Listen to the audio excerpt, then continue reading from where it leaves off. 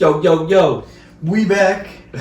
we back with the comeback journey. The comeback journey. Cheers, brother. Cheers, bro. All right. Wednesday night this time. Wednesday night.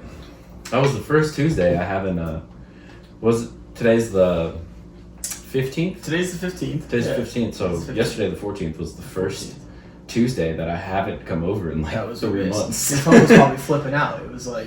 Dude, I know. Check it out, because I went somewhere in the afternoon. Yeah. I can't remember where did I go? I went somewhere. I don't know. It popped up because it directs me to Arbor Hills, which is the retirement home. I believe. Okay. Which is like, Yeah, the one right behind. Yeah, so quiet neighbors. it was like 7 minutes to, and I was like, yeah. a little tear come down my eye, like, Not today, I feel. Not today. Don't remind me. Yeah, I'm supposed to be there. Dude, what number is this? What episode is this? 30. Episode number 30. Episode number 30, man.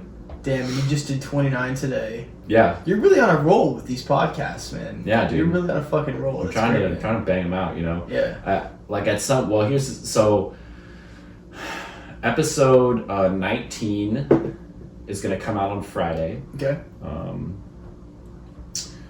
Which is what, the 17th? 17th, yeah. 17th.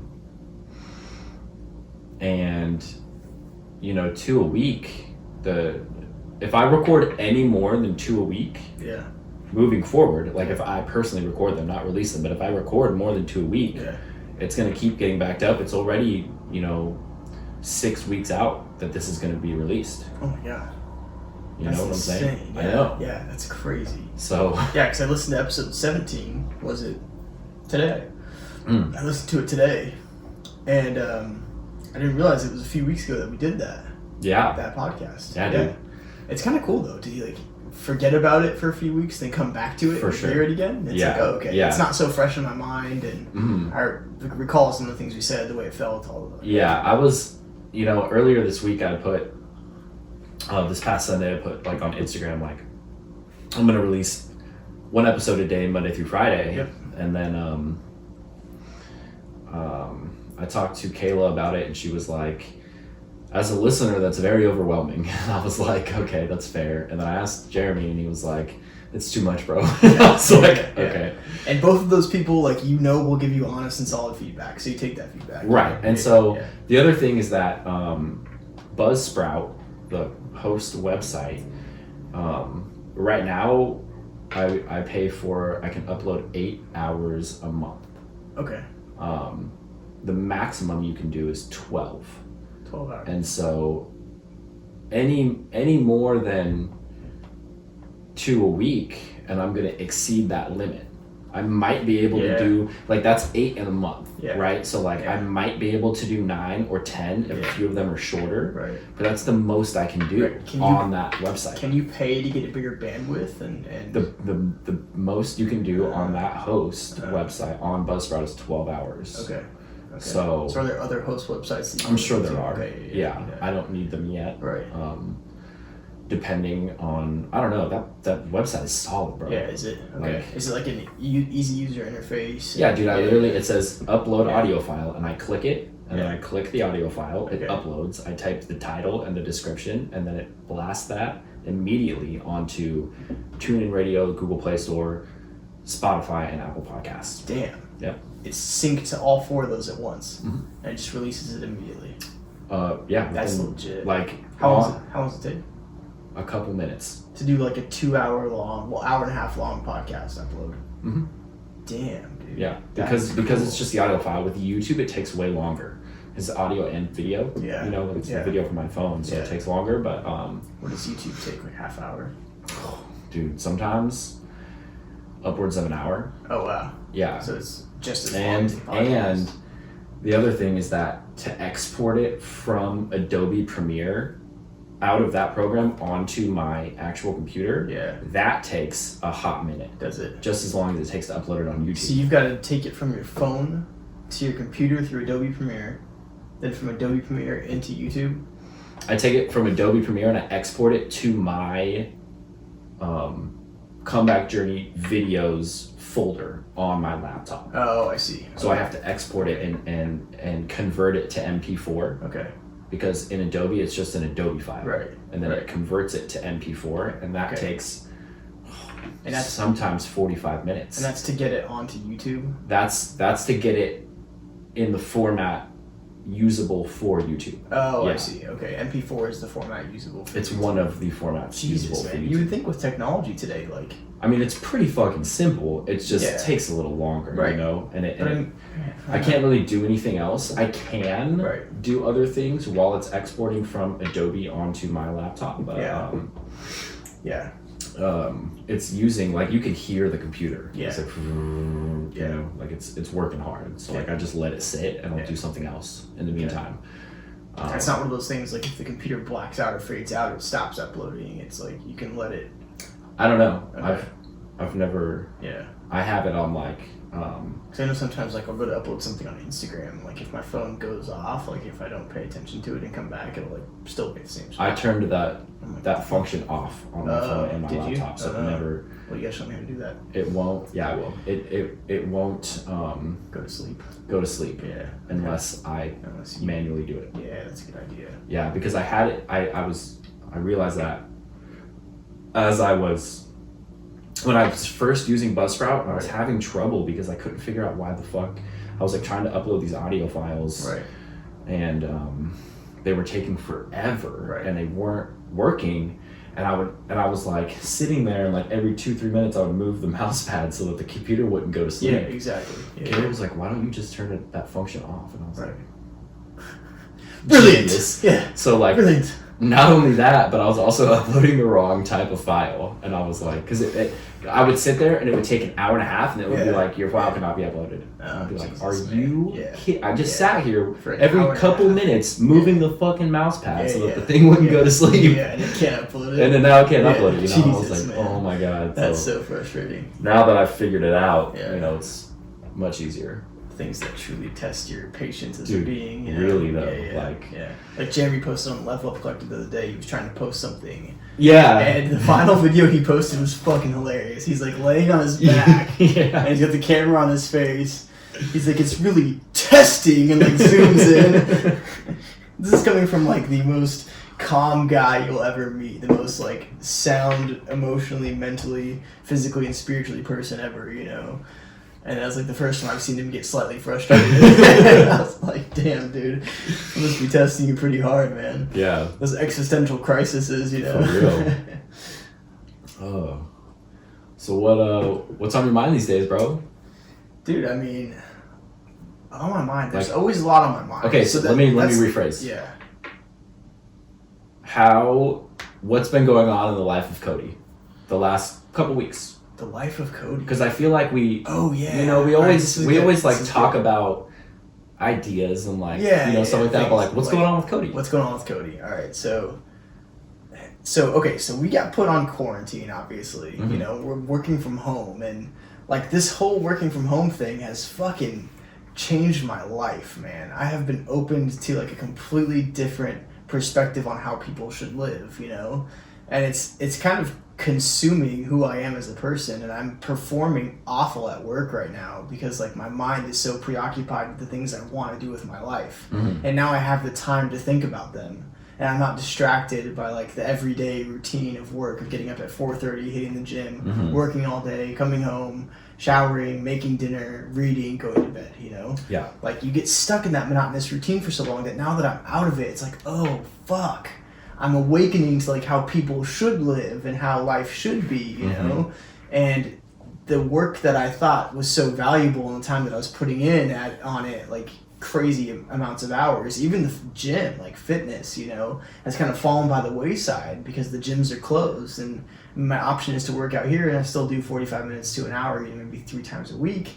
But it's not the 6 times a week I was going, you know, for 2 hours at a time. So the things that I thought were important to me are slowly becoming unimportant.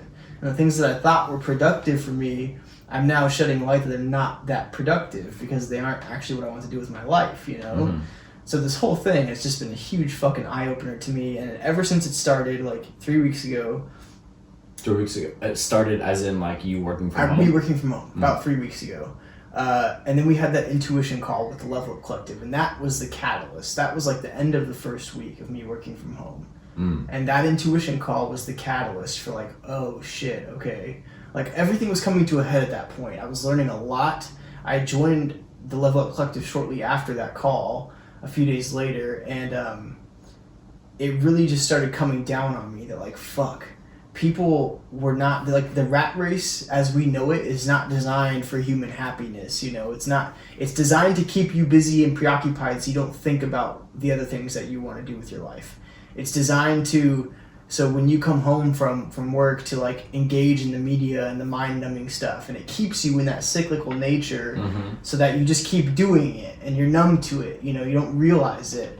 And then once you've been given the opportunity to slow down and to like take your time, then it's like, oh fuck, okay, this is real humanity, this is a real human existence, this is what it feels like to be and to not do. And that was, I think, the most profound thing for me is like I've always been focused on doing, and I've always been like we talked about, actually, I think you and I both spoke with Jeremy about this, and he posted it on the Level Up Collective, like the masculine versus feminine balance, you know? Yeah. I was very skewed towards the masculine. I was very 95% masculine and 5% feminine. I've historically, throughout my relationships and throughout my life, I have always reasoned with logic. I have always thought things through, like critical thinking all the time. I've never allowed myself to feel, you know? Like, how does this feel to me? Like, why am I feeling these things, you know? I've never allowed myself to just be, right? To just exist. I've always been like doing, going, thinking, assessing, being logical, and like anything else that didn't fall in that way was like obliterate and get rid of it. Like even with my ex, I now realize a lot of the arguments that we had were around that. Like she would describe her feelings to me and I'd be like, well, that makes no sense. You could just think about this, and then the problem's over. It's solved. Move on, you know? Yeah. And now it's like, oh, fuck. I could have saved myself a lot of arguments and a lot of time, you know, not with just her, but with a lot of people that I've argued with. Because I'm like, why are you wasting time sharing your feelings? Your feelings are fucking meaningless. That was my thought, you know? I've gone through my whole life thinking this shit, right? Like, your feelings mean nothing. Like, those are just feelings. Fuck those. It's about what is provable, what's measurable, what's identifiable, what can be logically explained, you know? Yeah. And thought through, you know? And now it's like, damn, I've been programmed to be that way. Because my dad was that way, you know? My stepdad was that way. And my work environments my whole life have been that way, you know? And I've been institutionalized through school and everything. It started when I was a child. Yeah. If you think about it, preschool, you know, kindergarten, it's all priming you to follow a pattern. It's all priming you to listen to authority. It's telling you when you can take breaks and when you have to work and so on and so forth. It's setting these patterns for you from childhood. And by the time you're an adult, it's so ingrained in you, you don't even question it. And that's the scary thing, you know?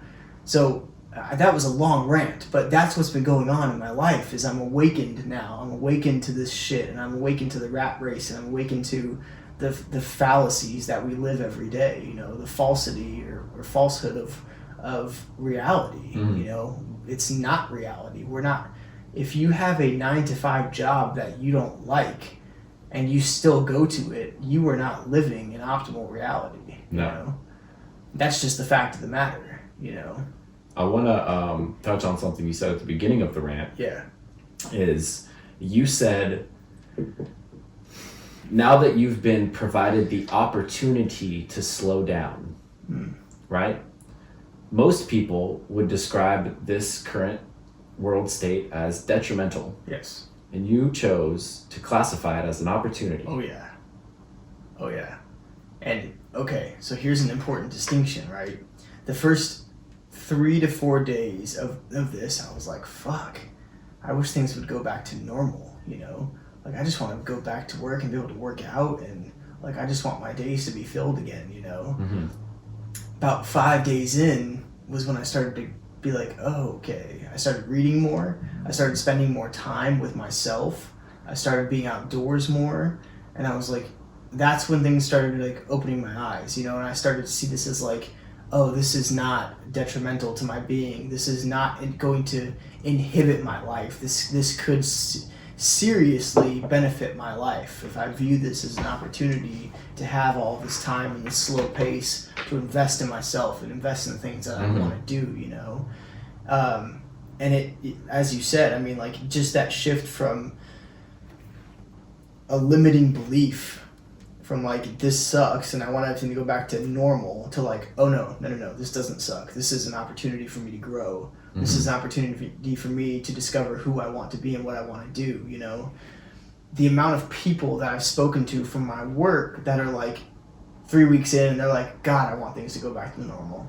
I talked to a lady yesterday who was, like, on the phone and she's like, I just can't wait for things to return to normal. And it's like, oh, no. That's not what I want, you know? Yeah. If anything, like, I feel a little bit guilty because my work quality has been slacking, you know?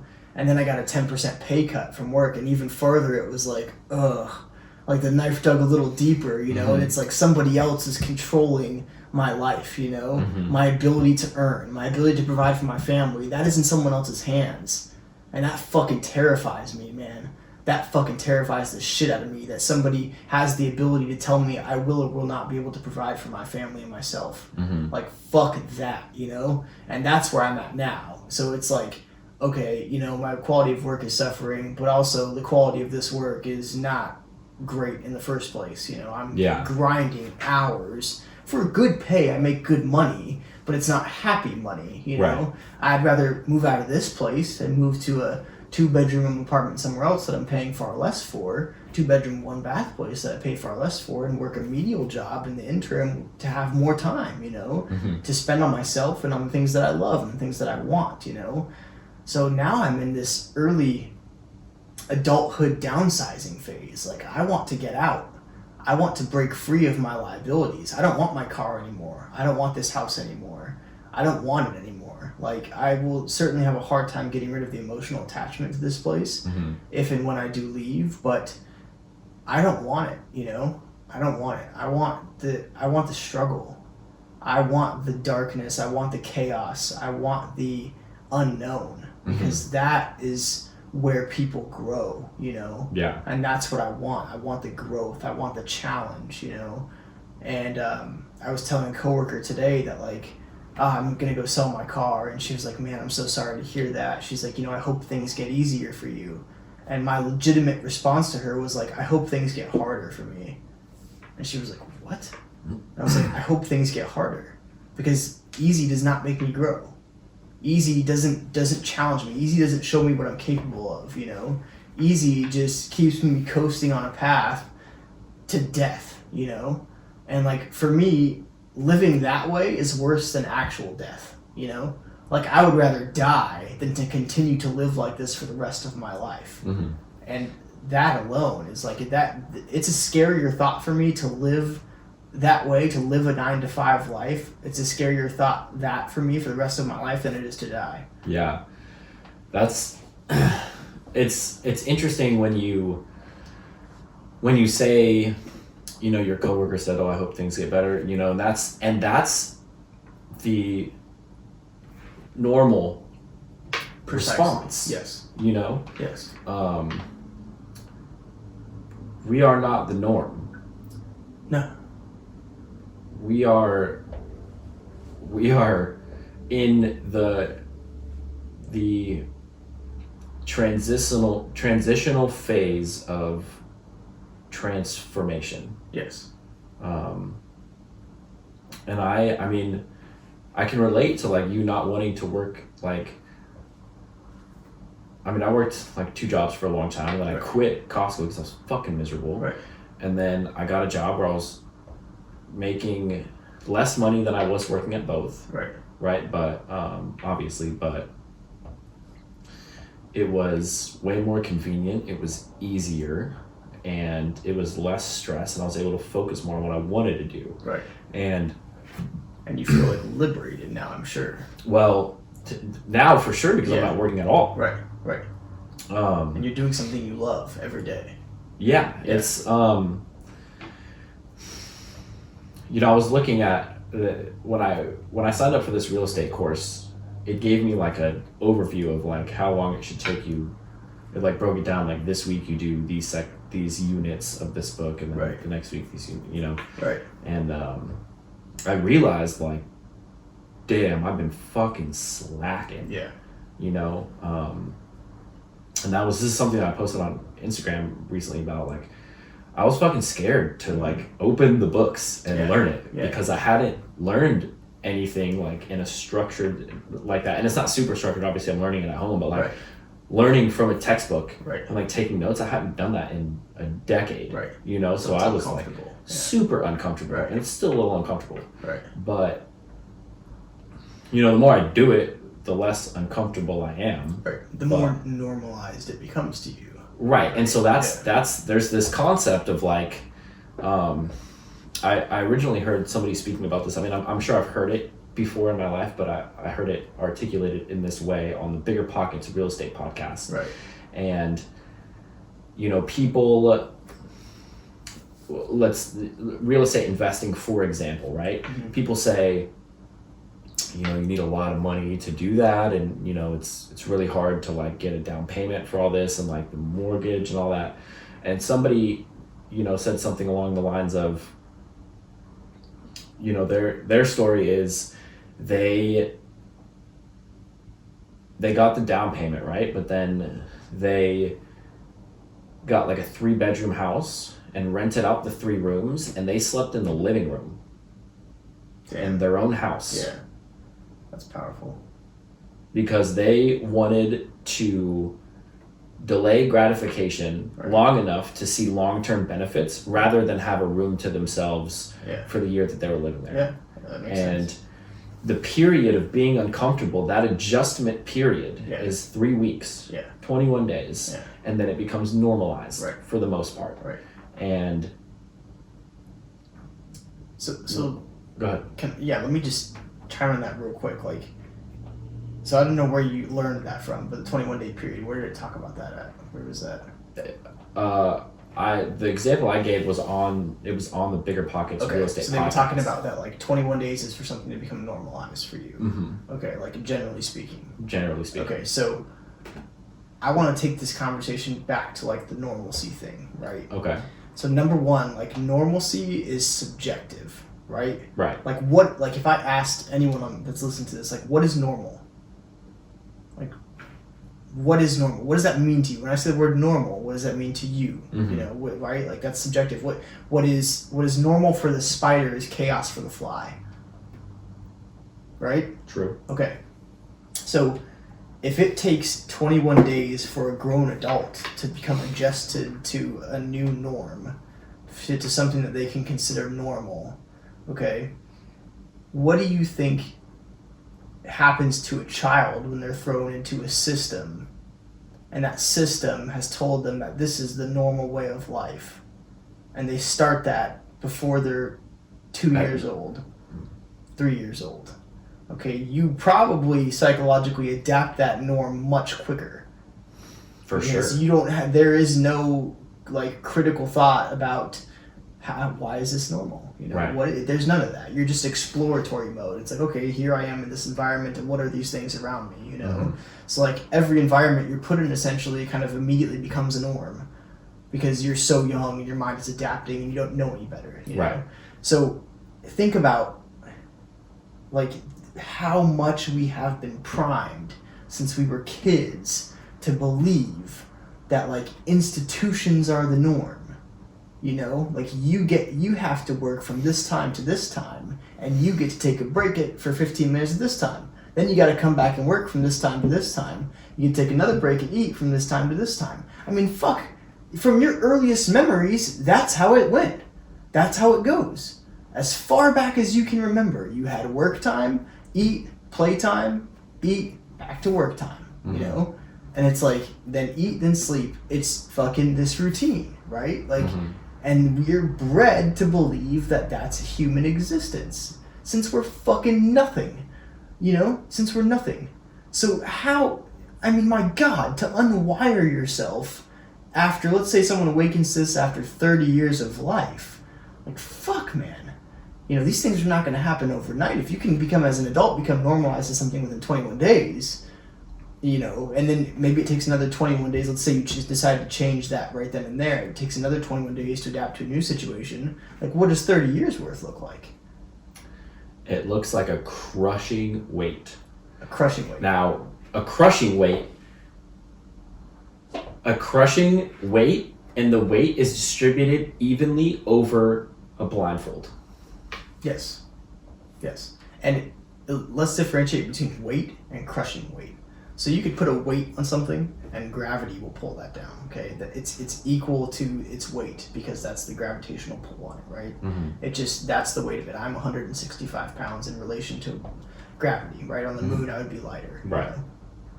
A crushing weight is a forcefully oppressed weight, a forcefully pressing weight. So it would be like me holding a 45-pound dumbbell on your chest and pressing it into your chest continuously for the rest of your life. And then when you turn 65 and you're ready to die in 20 years, I take it off and I'm like, now you can breathe. Yeah. But you only got 20 years left to do that, to breathe. So fuck, man. So fuck, you know? Like, fuck. So how do we, like, with that assumption, okay, let's take that assumption. Let's take also the assumption of absolute responsibility, okay? You and I are absolutely responsible for our lives, but we're also responsible to give back to other people's lives, okay?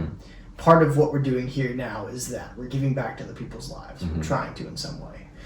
How do we take the responsibility to let people know, and how do we have a big enough impact to make people aware that the way they're living is a lie? I think that there's a few different steps. Okay. First, the first step is to you yourself alter your reality. Yep. Okay. Second is to fully embody that to the point where the people around you notice. They can, without you even having to say anything, they can tell that something is different when they're near you. This is not the everyday experience that they encounter when they're at work or on the weekends when they go out to PB and drink and like meet random people. I'm sure you've had this experience where like you go out and like you're in a social setting and like you meet somebody and you're like, damn, this dude is different. He's different. Yeah. Right? Yeah. You need to become that person. Yeah. And I'm not saying like become that person to stand out and be popular. I mean, do it because be authentic in a way that is empowering. Yes, it's empowering and it's magnetic. People are drawn to it, right? Without you having to say anything, like your energy is different. Yeah. Right? Yeah.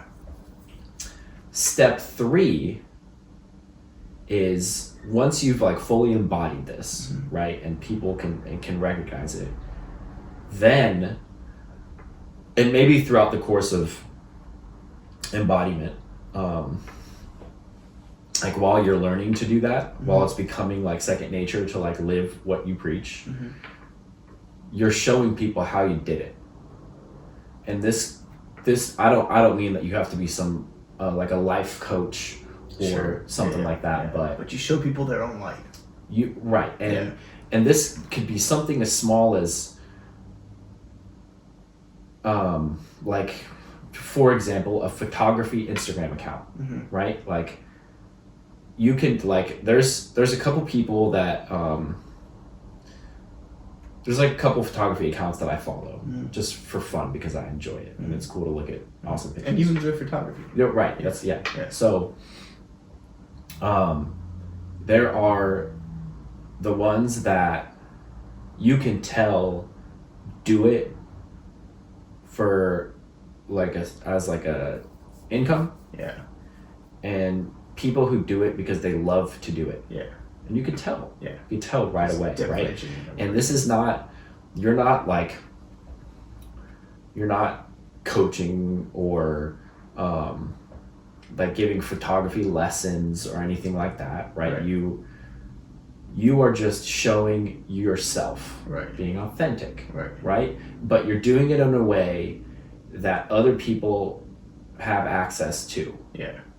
And if you so choose to go the route of teaching or coaching or empowering, whatever, awesome. The world fucking needs that, you know? But at the bare minimum, you have to present yourself in this authentic way that shows that you embody the life that you say that you live. How you tell other people that you live, or how it's portrayed that you live your life, you actually have to do that. You can't just say it and and pretend like you can't. This is just another part of like a mask or a facade. You're doing it because you want to be portrayed a certain way. Right. You got to get to the point where you do not give a fuck how other people view you. And yet you are viewed in a way that is attractive in some way and brings out this light inside of the people that have the people whose attention you have. They have that feeling. You know, like fuck. I want that.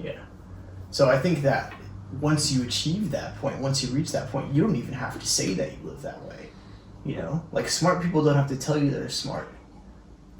No. Now, here's the thing. In like today's world, we have social media, right? Which I would say the far majority of people that have access to the internet are on social media. In one way or another. Which means they're posting for the world to see. Right? That means that on average, like a general person who has, like just a regular person who has achieved this, like they recognize that like the normal way of living life is not the way to live. And if you're on any type of social media, right, you're putting that out for the world to see, and people can tell that it's different, you know. And you're right, you don't have to do anything else. You don't have to show people or tell people what you're doing because it's already known. But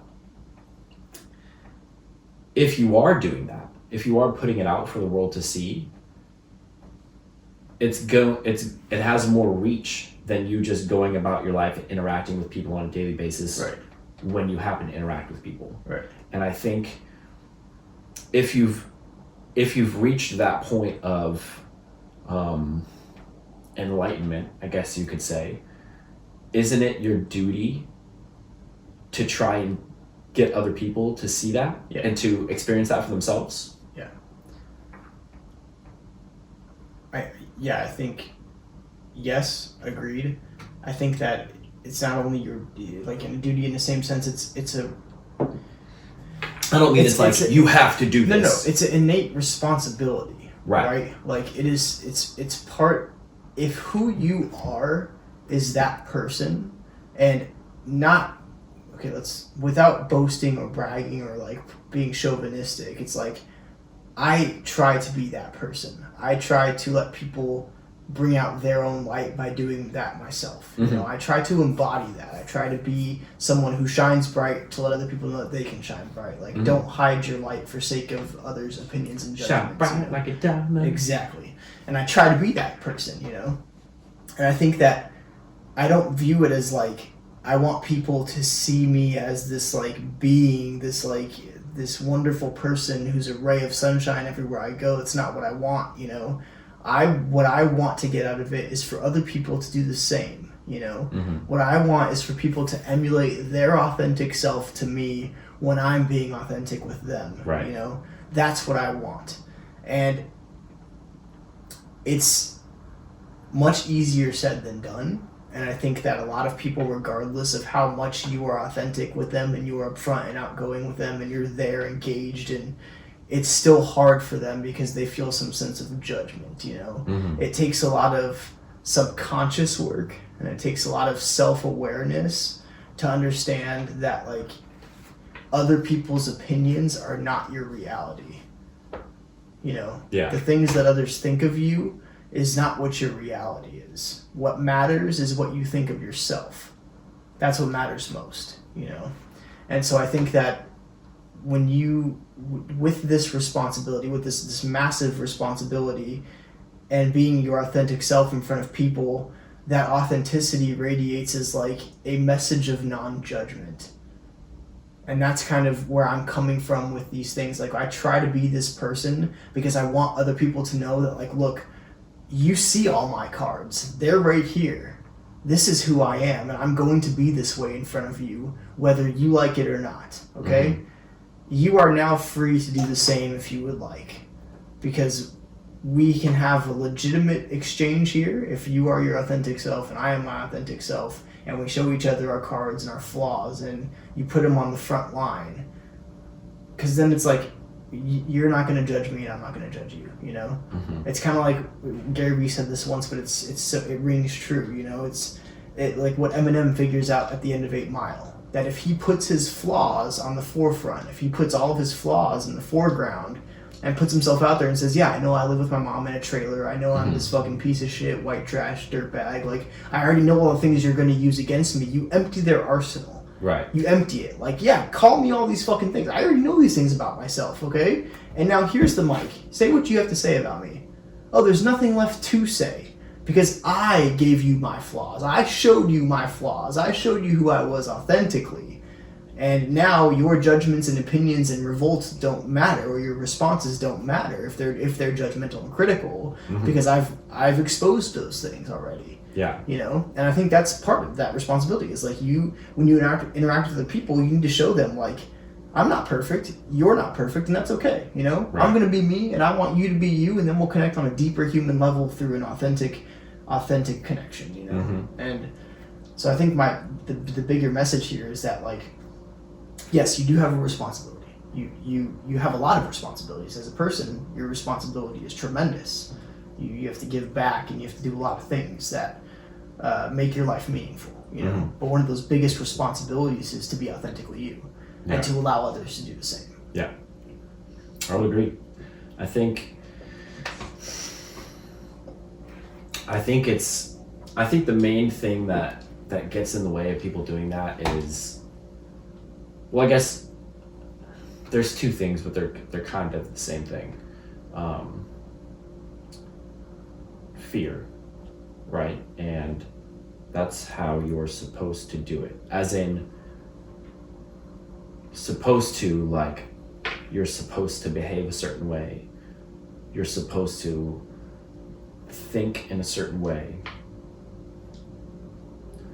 When you don't do that, and you choose to be authentic,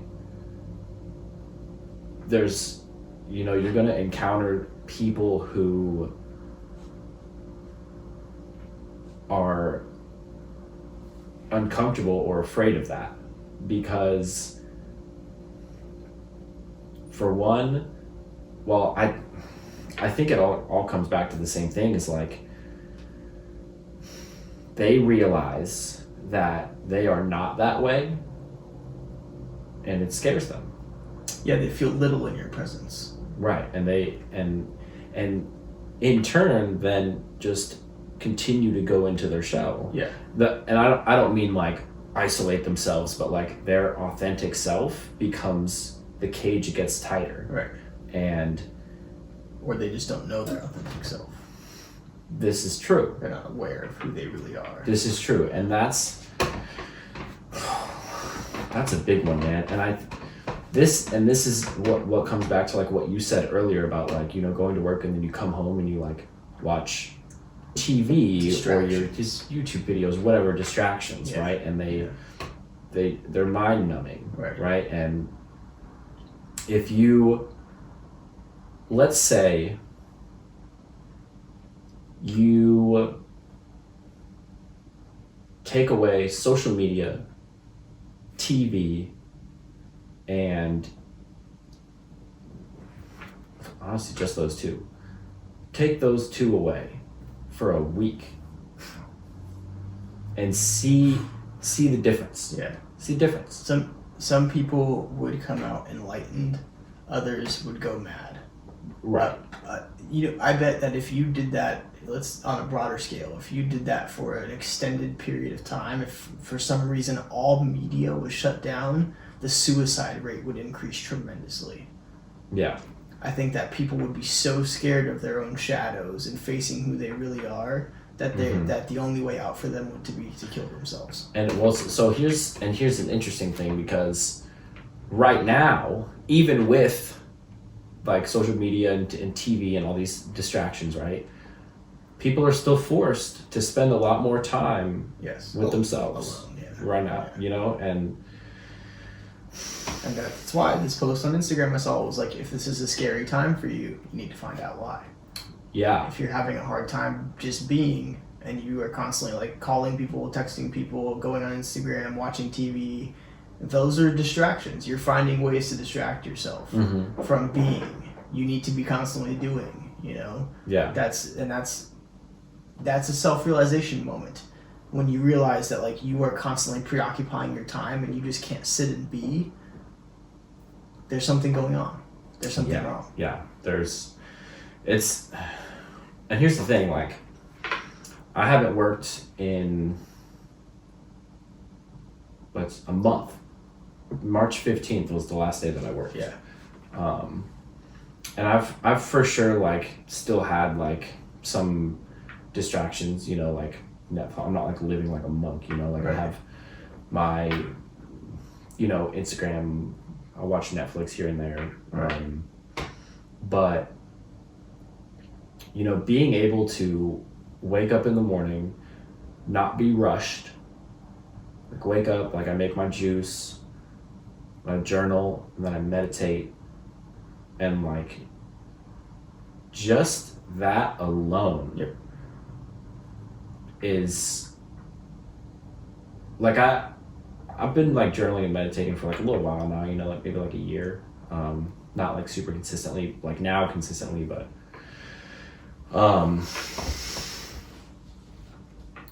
you know, being like today, for example, this was my day today. I woke up, I made a juice, I journaled, I meditated, FaceTimed my girlfriend, went out in the backyard in the grass and did a workout out in the sun. It was a beautiful morning. I came in, took a cold shower. I cleaned my room. I did the dishes. Jeremy came over, we recorded a podcast. I cooked some food. Right. I watched a little Netflix. Right. I took a nap because I ate a lot of food. Right. I slept for like 45 minutes. Yeah. I came over here, we're doing another podcast. Right. Fuck.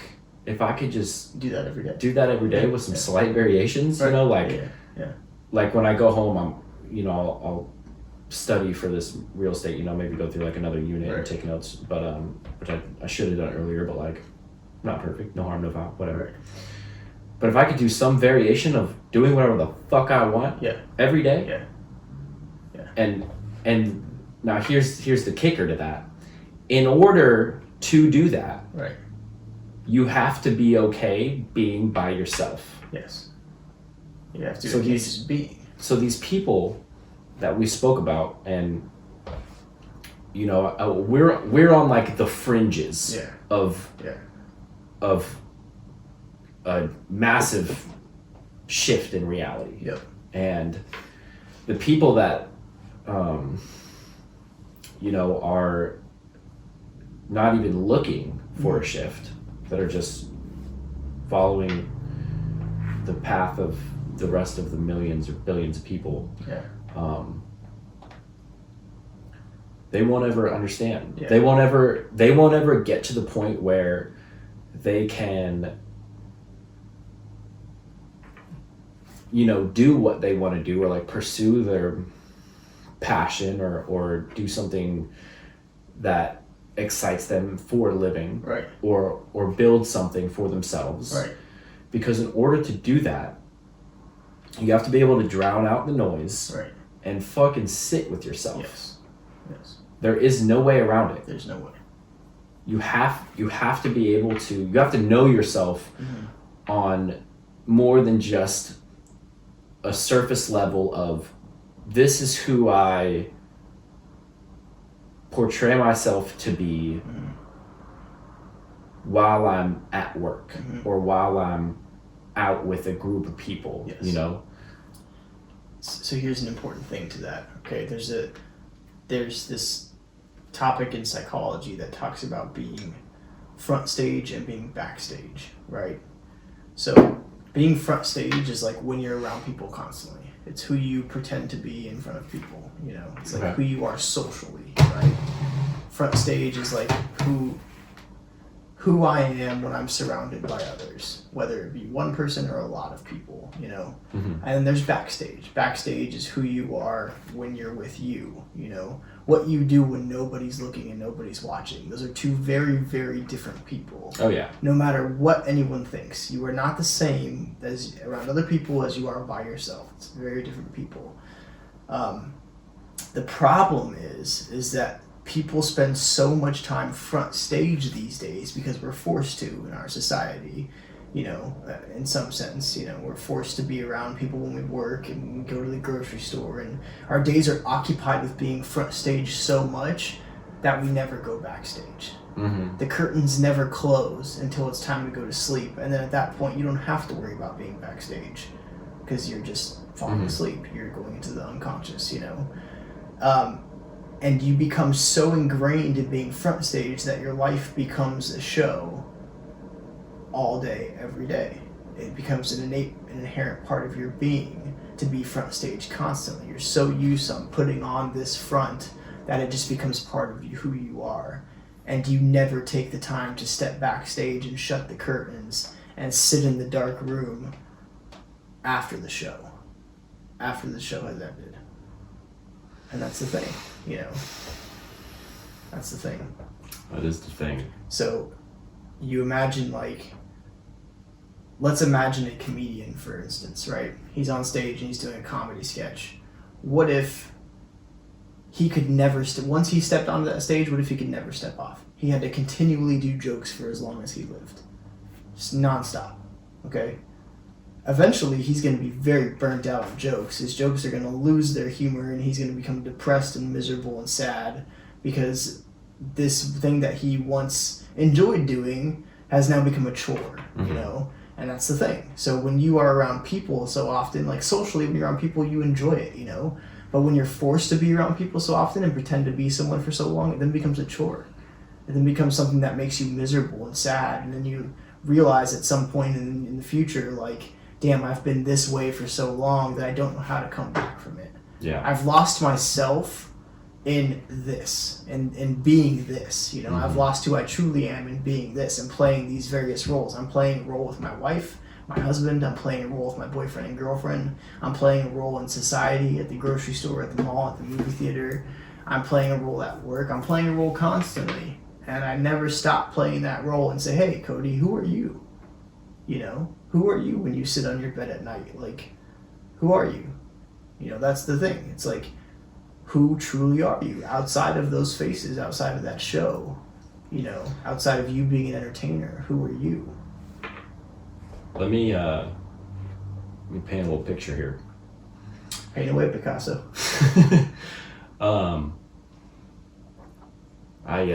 Jeremy mentioned this earlier. He said something about, you know, like, you are the only person that has to, like, lay down on your pillow at the end of the night when you go to sleep. Yeah. When you lay down to go to sleep, what's your mind like? Is your mind fucking racing, reliving what you did that day? Or like, damn, I should have said that, or I should have done this, or, you know, like, or do you just, like, you go in and you're like, I feel good. Like, I feel like I had a good day. And I'm going to do the same tomorrow. And you just sleep peacefully. If you're going to sleep, and there's obviously, like, outliers, like maybe something significant happened, or you're stressing about something else. But on a normal day, where there's no external variables that are playing a role here that are going to disrupt this. Right. Yeah. Are you worried when you go to sleep that you could have done more, or that you could have been a certain way, or you could have done something differently? If that happens to you on a regular basis, maybe you should figure out why. Damn. That happens to me on a regular basis. Dude, the reason that I spoke to this is because it happened to me last night. Yeah. I don't remember what specific, I'm sure if I'd thought about it long enough I could recall exactly what it was, but I was laying in bed last night and I was like, my heart started racing. I was like, fuck. Mm-hmm. I should have whatever, Yeah. And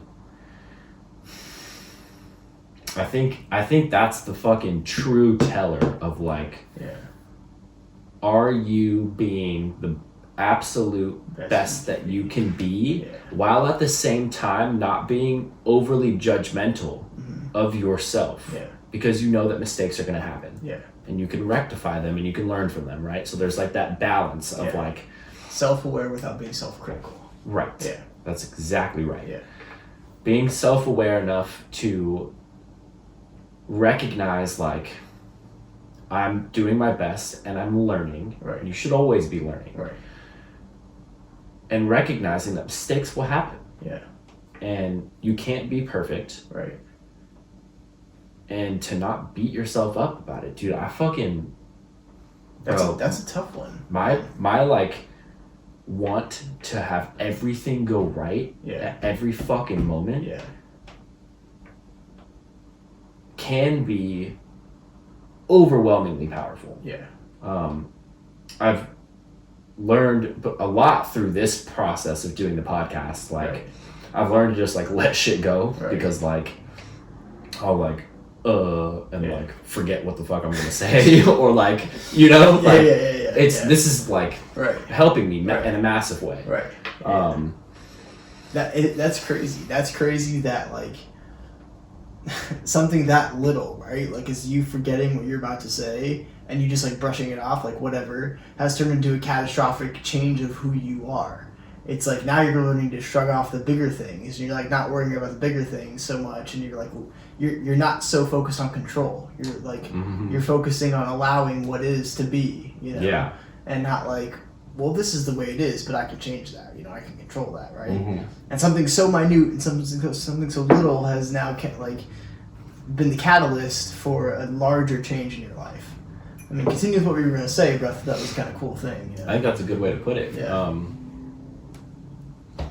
I don't remember what I was going with. Well, this is one of those moments. Yeah, and that's okay. But that just goes to show that the snowball effect, right? Small changes every day lead to bigger things. Yeah. You make little adjustments every day, and it leads to much bigger things. And people, I hate using the word people because you generalize with that, but I think that this is my opinion. I feel as if the general population devalues that. They think that they're oh, that's just a small thing and it won't make any difference, Mm-hmm. But they don't realize the compounding effect that life has, You start taking little things and tweaking them every single day, and eventually it's you emerge 10 years later as a completely different person, mm-hmm. And you're holy shit, imagine if I would have never started that. Right. Imagine if I would have never taken that step in a different direction. I would have still been on the path I was on previously. Miserable, fucking, just living that same existence, Mm-hmm. And it's just, it's scary because I talk to a lot of people on my Instagram, and some people I've motivated and inspired to go out and make those small changes, I inspired one lady today to post her first Instagram story of her speaking into the camera. And she was this is take number 5, and I'm a little nervous about this, but I was inspired by a friend of mine to get on here and do it. I saw it. Yeah, and I was so fucking proud, man. and not of myself. I was so fucking proud of her. I was like, damn, that's someone who recognizes that, like, she needs to make small changes if she wants to get better and do better at these things, you know? Mm-hmm. And we messaged back and forth after that, and she's like, yeah, it felt great, you know? It felt good to, like, be that person.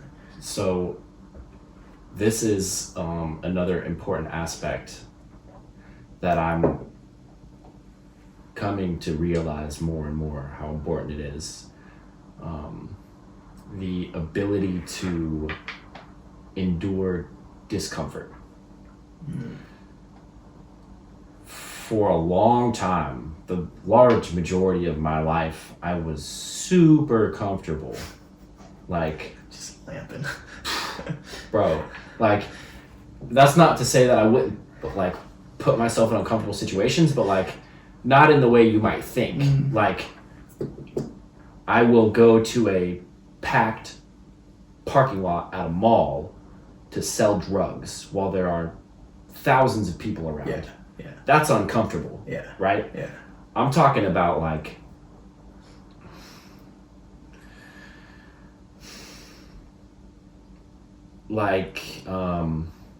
challenging yourself to write out a very simple one is to journal honestly. That's fucking uncomfortable. Yeah. Like,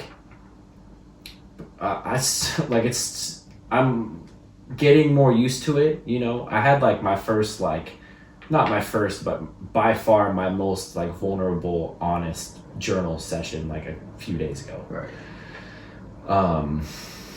But, you know, when I first started, I was writing, but, like, censoring or, like, altering. Yeah. Because of, like, the fear that, like, maybe somebody's gonna read this, you know? And, like, there's nobody to fucking read it, you know? It's just me. Right. Even if I had put it in a fucking safe at night and only I knew the combination, I would still not write what I wanted to really write. Yeah. You it's know? Like that mental inhibition of, like, damn. Dude. Because you're revealing very deep, dark parts of yourself. Right. You're revealing your shadows and that is on paper, and it's very uncomfortable. Right. Yeah, so, like... You know, it's one thing to mentally go there while you're meditating, because, like, you can explore those spaces and know that nobody knows what's going on in your head. But write it, put it in the universe, bro. It's fucking wild, dude. It's man, it's a trip, dude. I don't think, now that you've mentioned that, I don't think that I've ever honestly journaled. I don't think that I've ever fully 100% honestly journaled. I journal. Mm-hmm. But I don't know that I've ever done it like 100%. You journal, but you don't journal. You know, so this is the distinction: is I think about what I'm going to say before I write it, instead of just writing what I feel. Well, okay, so this is another thing. Yeah. It's crazy that that the conversation went this direction, because this is, like, low key what I talked about with Jeremy today. Okay. Yeah. This is, like, the balance of masculine and feminine energy, right? Like, you have to know what you're going to say before you say it. Yeah. And I use the example of back in the day, 18, 19, 20, 21, 22. Right. How often did we freestyle? I mean, all the time. All the time. Every day. Right? For hours. We would just throw on a beat and fucking go with it. Yeah, for hours. Without knowing what we were going to say. Exactly. Yeah. Without trying to think about it ahead of time. Yeah. And we were really good. Right. We did really good. Right. Yeah. Were we really good at first? No. Fucking awful, right? Yeah, we were terrible. Terrible. Yeah. How did we get good? We just kept doing it. Right. Yeah. My point. Yeah. Exactly. Yes. Mic drop, number one. Number two, like, this also attests to the level of comfort we have around each other. You know? Right. It's like, so now let's take it to when you and I were, like, hanging out with, like, Cole and Carrie and everyone in those houses, and we did a freestyle sesh. Like, the freestyles weren't as strong then. You know? The raps weren't as strong then because other people were around listening, you know? Yeah. But then we'd get in the car and just fucking spit bars, you know? And it was like in this comfort zone, this bubble of just comfort, you know? And we would hit it, you know? And then, you know, time has gone by. We haven't practiced as much, and we go to do it again, and we're rusty as fuck, and, like, can't think of things as quickly, you know? So it's like, yeah, man, it totally attests directly to that, you know? Yeah. And that, yeah. Now here's another thing. That's another benefit of this podcast, at least in my experience, is, for one, it's giving me the openness to like write lyrics more freely, and in turn is impacting my journaling. And I've been just this week, I've only been journaling once a week, and so just this week now I'm upping it to twice. I was doing twice a week, and then I kind of like fell off of it. Now I'm just doing it in the morning, and now so this week now I'm doing it morning and night. Different. Like morning is a specific type of journaling, and night is like, how do I feel? And it's a trip. Sometimes I'll catch myself just like going over the events of the day. Yeah. You know, like, oh, I did this, and like this was cool, and you know, blah blah blah. Right, but it's getting there. Yeah. And the only way that it gets there is through fucking doing it. And it's crazy because we all know this to be true. We all know that like you gotta fucking do it to get good at it, right? But it's so overwhelmingly terrifying for so many people. Not just journaling, but like the thing, right? That thing. Yeah. To get there, the path to get there is so fucking terrifying that they don't even take one step. And they are constricted and they're bound to this existence of unfulfillment. Yeah. And they don't even recognize it, you know. Well, they might. They may or may not. Right. It may or may not. But regardless, the fear is what limits people. Do you recall? Oh, I'm gonna take you back here. Okay. Okay. You were with Kody. Okay. Okay. I sent you a recording on my phone that I did of something that I wrote.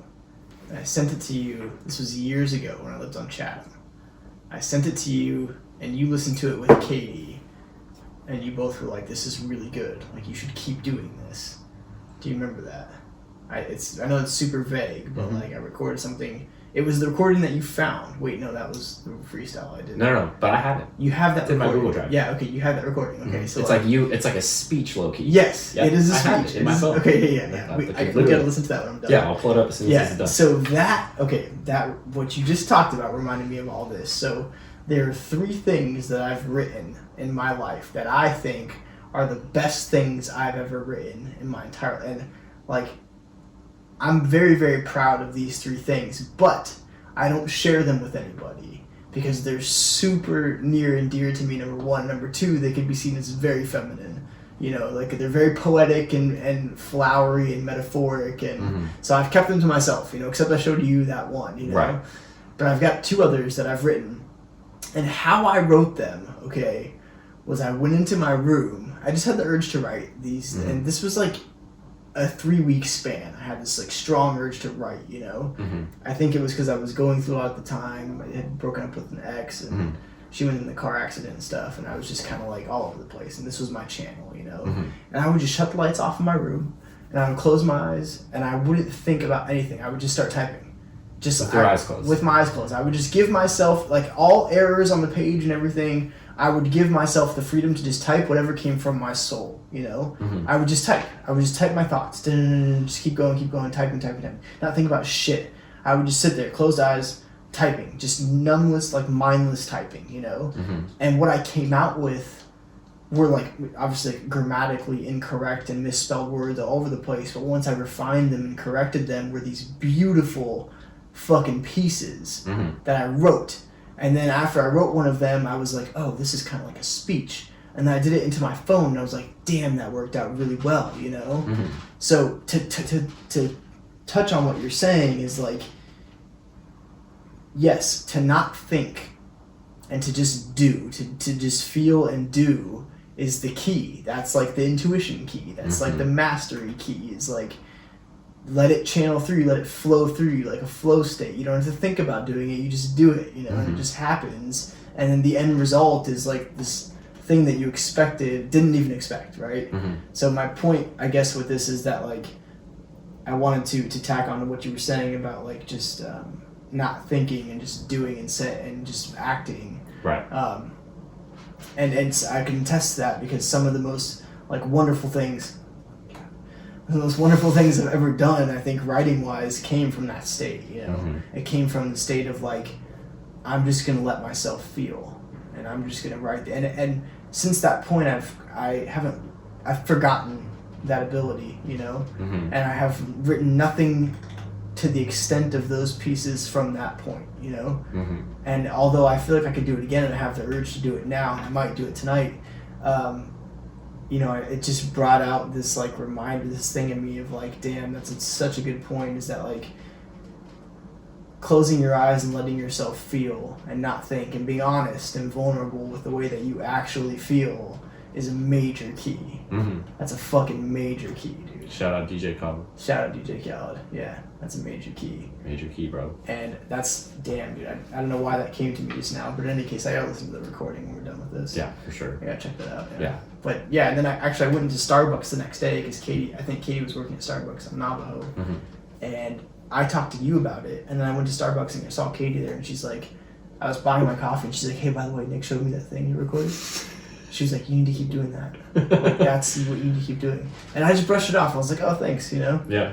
But fuck, man, that was probably like, I don't know, that was years ago. That was before Lila, man. That was like 6 years ago. For sure. Well, I mean, 7 years it must have been... It was like 2013, 2014. Yeah. Yeah. It was 2014. 2014? After his accident and right before I graduated college, Yeah. Yeah, dude. So, fuck, man, if there's anything that can speak to now, it's like, let yourself feel, you know, don't think so much. Yeah. That's fucking, and now I'm thinking wildly right now about like how I'm going to let myself feel tonight, and I'm going to write in my journal freely and openly tonight. You know, I'm glad you brought that up, and I'm glad you and Jeremy talked about that, because that's kind of steered me in the direction of like, I don't let myself feel enough, you know? So the thing that like set this off in my head was days prior to today, when I had this crazy like journal session. You know, I wrote like 2.5 pages I was working on this assignment for this program that I'm in, right? And it was fucking testing me, bro. Like, it was really testing me. And the whole time I was working on it, I had my headphones in and I was listening to Tibetan singing bowls. And I was working on it, and I stopped like suddenly in the middle of filling this sheet out, and I fucking grabbed my journal, the new one that we bought at Target, and I fucking opened it, and I just started writing. And I was like, and it was like all over the place. It was like, you know, like there was no clear fucking path. It was like whatever the fuck came up. Yeah. And I remember specifically writing something, and then I like immediately after that wrote another sentence, like completely off topic, because it was like a thought that I had while I was writing. And it was like an insecure thought, you know? And I was like, I immediately after writing that wrote C with an arrow, like, what the fuck was that? Yeah. But, you know? No way. Yeah, you referenced it. In my head, and I wrote it down, and I was like, what the fuck? And I wrote it, and I just kept going, bro, with like 2.5 pages. And it was like, it was very liberating, and it's a weird situation. Like, I've been wanting to, you know, work on, you know, reliving like past traumas to like work through these things, you know, but it's a strange situation, because I know for a fact that like if I dive deep into that shit, I'm gonna like start fucking crying heavy, you know?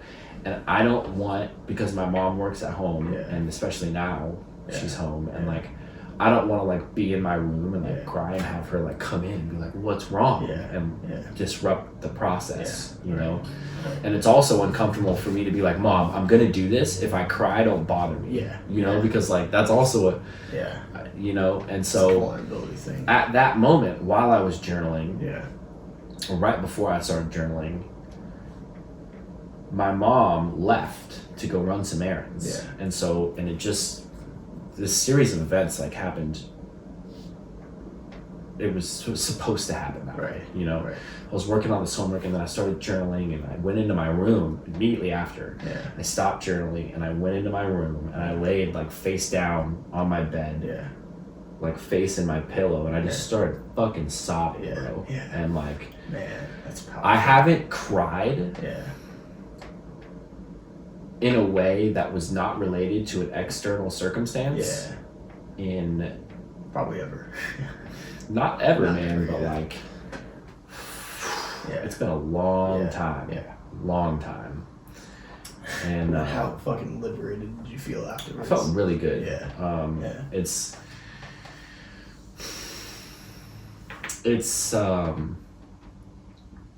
It's weird because the feeling is starting to fade of the intensity of that moment.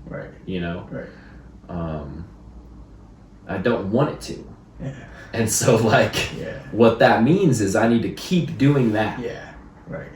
Like not necessarily like going and fucking crying in my room. No, but like, if that's the result of it. If that's the result, right. So like what I mean by I need to keep doing that is like I need to continue to peel back the fucking layers. You know? And really dig in. And if anything, it showed you that there's more, you know. Oh, that was just, bro, and this was like minimal. The shit that I was writing about, it was like very like raw and honest, but it was just barely fucking scratching the surface. You know, and that's a trip, man. It's a trip. It's a fucking trip. That's a trip. Fuck, dude. To think that like you're aware of the fact that it's barely touching the surface. Oh yeah. And it made you cry. So imagine what you'll feel when you penetrate the surface. I know. And when you now you put your scuba tank on, and swim fucking dive deep, motherfucker. Now here's the thing: is like that fucking terrifies me, bro. Well, naturally, man, you're facing fucking super traumatic things. You're facing dark parts of you, man. And that's the thing, and that's kind of what I wrote about in my Instagram post. Is like in order to experience, or in order to see the light, you had experienced the dark, you know. And you don't really know what the light is until you go into the dark. Now, to take it a step further, you don't know what the light is unless you experience the dark, right? So like in our lives, we've experienced the dark, right? And because of that, we've formed belief systems around that. So like we can see the light because we've been through the dark, right? But in order to, how do I phrase this? In order to, here we go. In order to be the light, we must go through the darkness again. Like we've experienced it, right? We've been through it. But to go back and fucking cut through it. So you're onto something there, okay? So, I'm trying to figure out how to formulate this in the right way, you know? Okay, so like you have been to the dark, right? You have been to it and visited it and come back from it, okay? The difference here, what you're trying to say, is now you have to go through the dark, not just visit it, but experience it, willingly experience it. You can go to it as like a Monopoly board when it tells you to go to jail and you're just visiting on the corners, right? Jail's not fun, kids. Don't go. Don't go to jail. But when you're just visiting on a Monopoly board, that's when you have experienced the dark, okay? But when you go through it, you go into the jail, experience the jail, and come out a different person, right? So there's a difference. This is it right here. The difference between being and doing, okay? So you can do and go to the dark from doing, and you can do and go to the light from doing, but you have to be the dark, and you have to be the light. Mm-hmm. Does that make sense? It does. Okay, like you have to inhabit the light and the dark. You can't just experience it. You have to become it. You have to internalize it. You have to internalize it. You have to. At some points, I'm sure, like you have to let it overwhelm you. It has to fully. It has to be you. It has to be you. You have to be the dark. Right. In order to be the light. Mm-hmm. It's got to encompass your being. You've got to recognize the evil and demon and the dark side of you. Not just it has to be you. Mm-hmm. You have to exhibit those things in yourself in order to exhibit the light in yourself. And that's the thing. That's the fucking thing. That's another thing. we got a shit ton of things, man, okay? Let's clarify here. We got a shit ton of things. Make sure my phone's not going to die. Yeah. I'm going to plug my phone in. Okay. Fuck. My finger went in front of the lens. All right. We're good.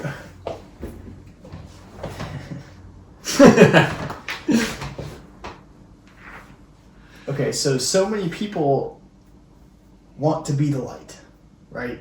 And you have to do a lot of work to be the light, to be the beacon of light for people. You have to do a lot of work, okay, to be the light. It takes 100 times more work to become the dark. Well, I'm gonna...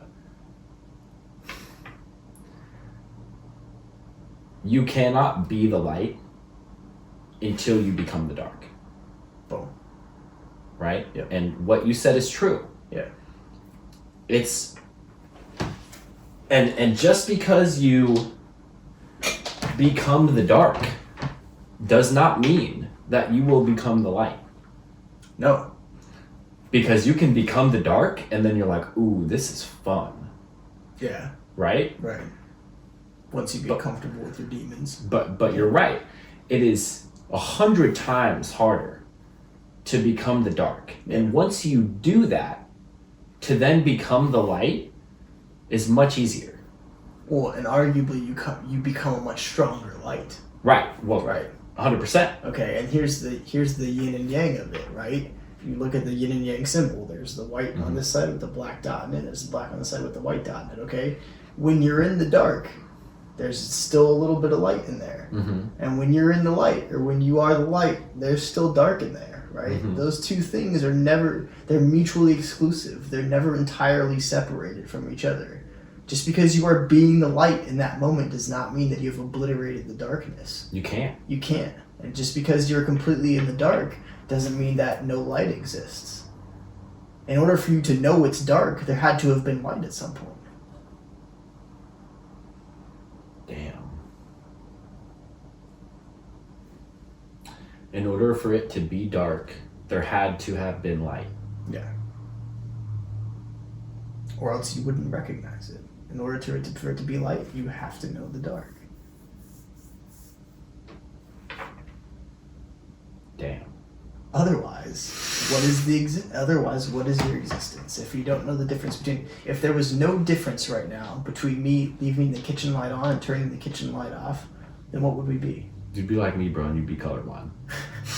Not just colorblind, you'd be blind. You would. You're blind. Well. You're blind. If you can't see a fucking thing, it makes no difference to you whether the kitchen light is on or the kitchen light is off.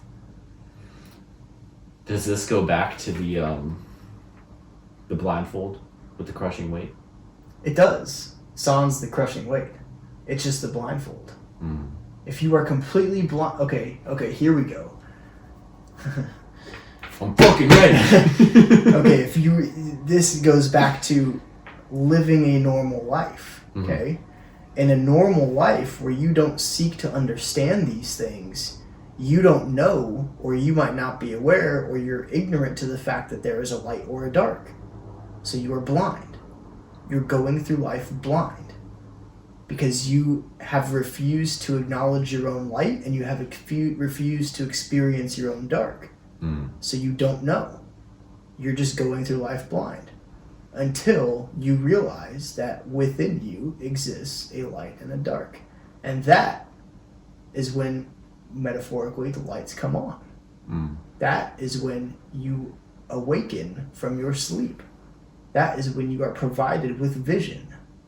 That is when you can see again. Is when you become aware of the light and the dark. And you're not just existing and cruising through life blindly, which is what most people do. Awareness. Awareness is the key. Awareness for everything is the first step. Think about like a 12-step program, okay? Like, and you can attest to it. I've never done the 12-step program. No, but like... But I obviously like have, right. You've sat there and listened to for people sure. I've been to hundreds and the hundreds first of thing they tell you is to acknowledge that you have a problem.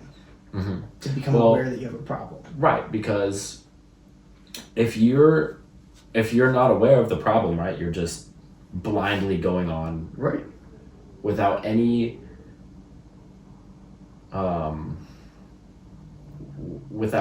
concept of consequences or possible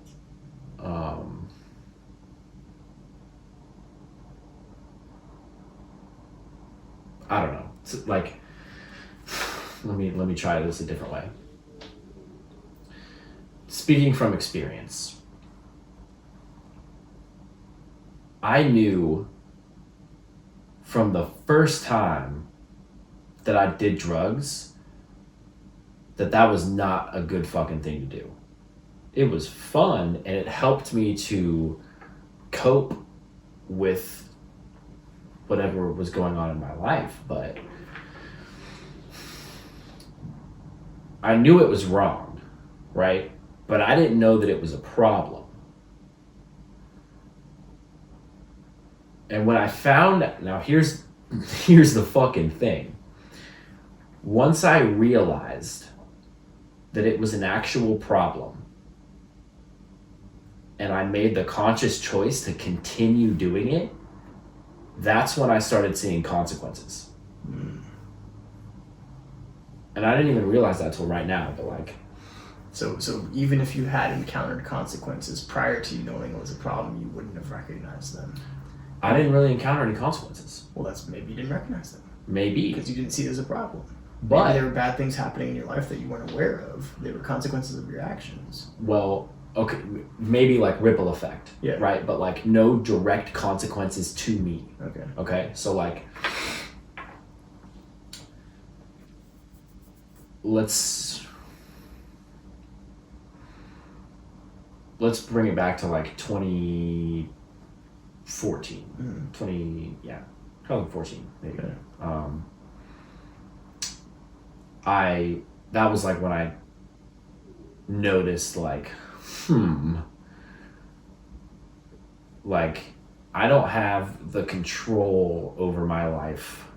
That's what I was telling myself, right? Like I don't have control over this, and I recognize that it's a big issue, right? And so shortly after that,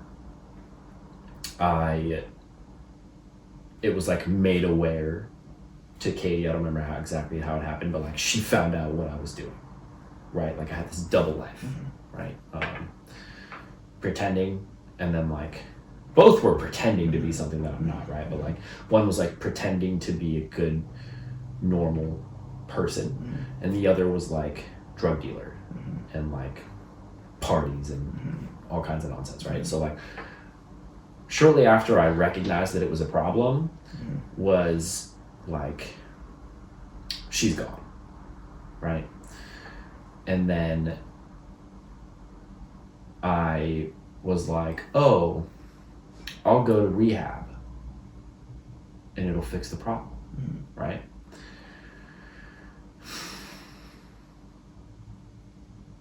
And then, you know, I fell back into it And the whole time, after I had like relapsed after getting out of rehab the first time, the whole time I knew that this was not okay, right? And I was going exactly opposite of what like my soul was telling me to do. Yeah. But I was just like, fuck it. And it went complete in the opposite direction, right? And then DUI. Yeah. Possession charge. Yeah.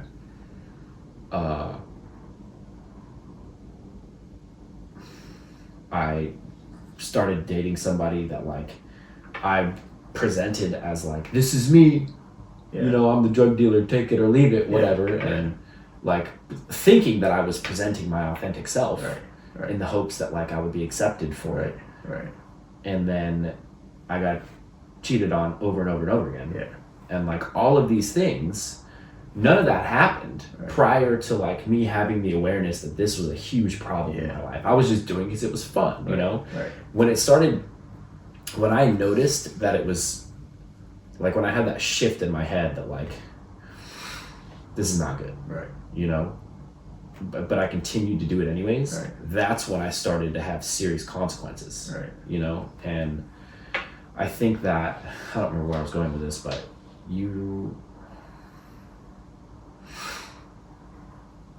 fuck, I lost my train of thought. That's all right. You go. It might come back to me. What were you talking about before that? I don't really recall, to be honest. We were talking about how you have to be aware. Right. Okay. Okay. I got it. Yeah.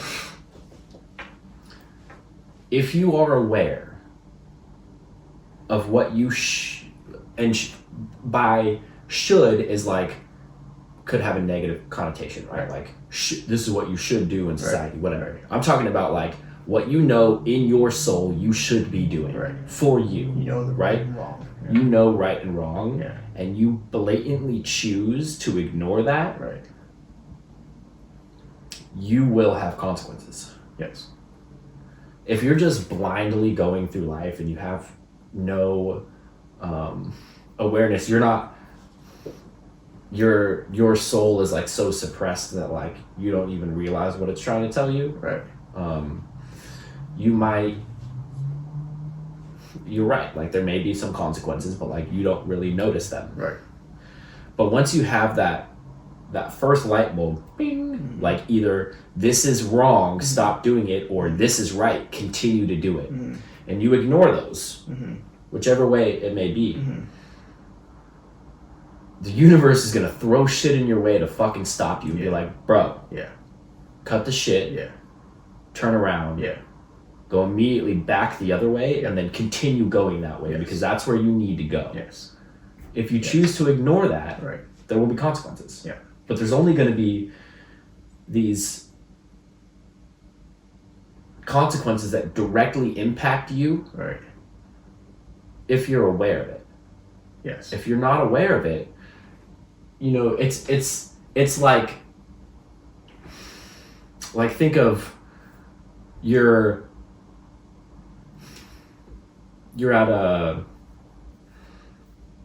like walking through a parking lot, you're eating a banana and you drop the banana peel, and we're in like Mario Kart world, right? And like some lady walks by 20 minutes later and slips on it and falls and like smacks her head on the pavement, right? That's a consequence of you like negligence, right? But it doesn't directly impact you, but you cause that, right? That's the ripple effect. That shit is gonna happen no matter what, which is why it's like, you know, be a good person, in general, right? Karma and all that. But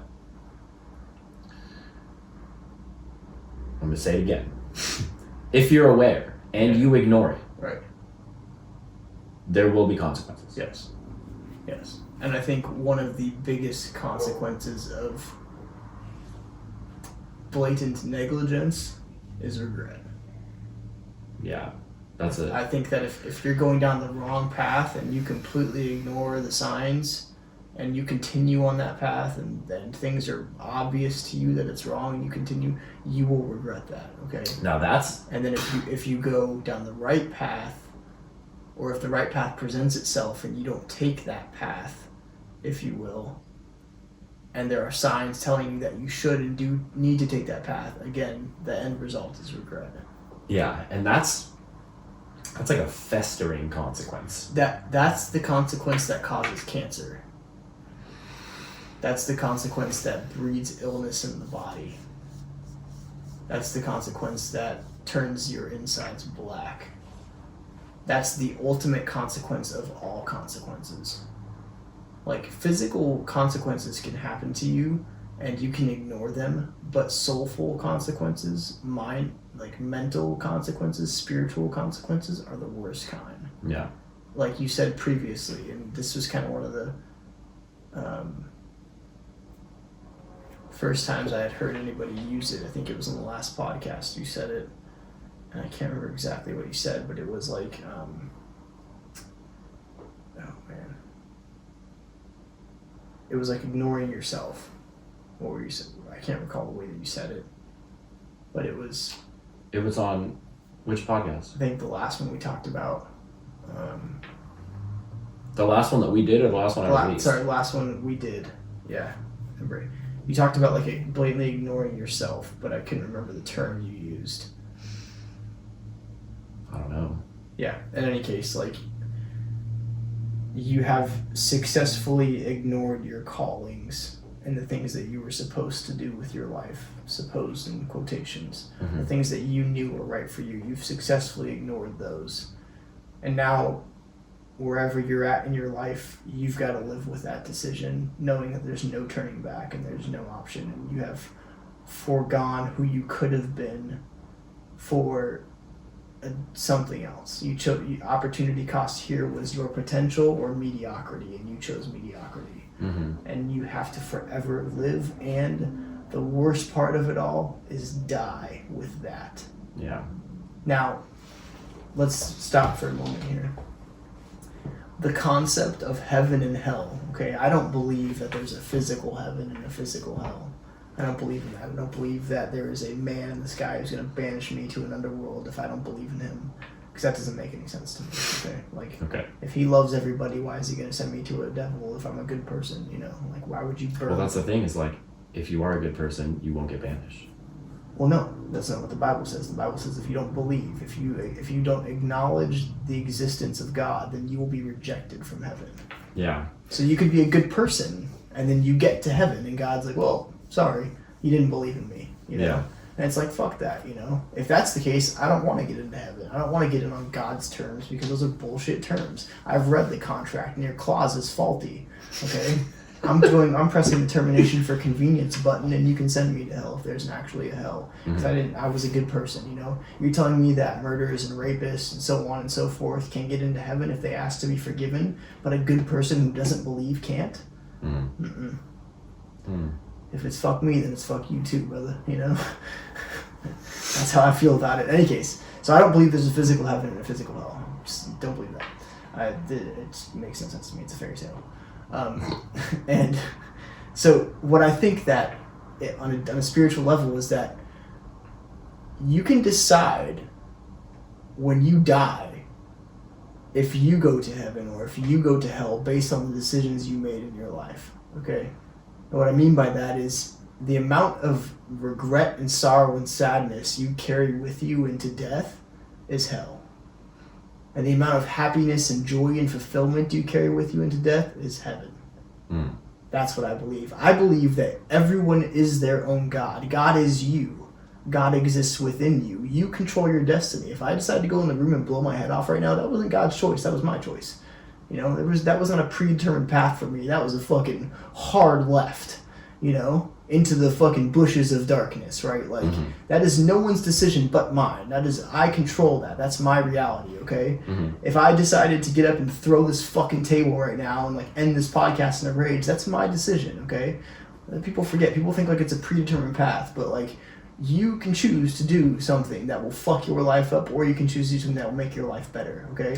Whether you get into conceptual heaven or conceptual hell is based on the series of those decisions. That's my belief. Obviously, and I'm full disclosure here, that's my opinion and my belief. You believe what you want. I believe what I want. That's how it goes. That's the way of the world. That is the way of the world. Yeah. So that's my thought. Is like, you decide. You know, heaven, and it's like J. Cole says in his song. You know, it's like heaven is a mind state. I've been a couple times. Yeah. That's it, right? He has made right decisions in his life to put him in a state of mind where he's like, I feel so blissful and so peaceful and so at ease and so right now that this is what heaven must feel like. Right? Okay. So what does that tell you? Right? Like, when you pass away, we're just energy. Like, we're just energy. You and I are atomic particles. This table is made up of atomic particles at a minute level, atomic particles, okay? The stars in the universe are made up of atomic particles. All people want, in general, people just want to feel connected in some way, right?